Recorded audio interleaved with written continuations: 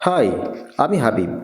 আজ আপনাদেরকে নিয়ে এসেছি একটি সুন্দর গ্রাম্য প্রাকৃতিক পরিবেশে, যা দেখলে আপনার অবশ্যই ভালো লাগবে।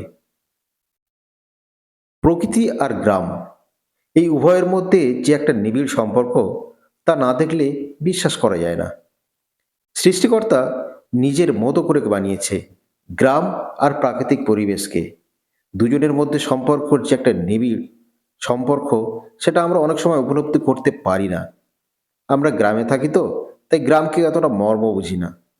তাই অনেক সময় আমরা অনেক টাকা খরচা করে আমরা মানুষের তৈরি শহরের সেই পরিবেশ উপভোগ করতে যাই। গ্রামের যে একটা সৌন্দর্য আছে, সেটা আমরা অনেক সময় ফিরেও তাকাই না।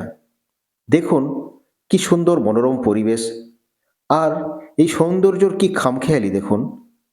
কদিন আগে আমরা দেখেছি সবুজে সবুজে মাঠ, বিস্তীর্ণ এরিয়া।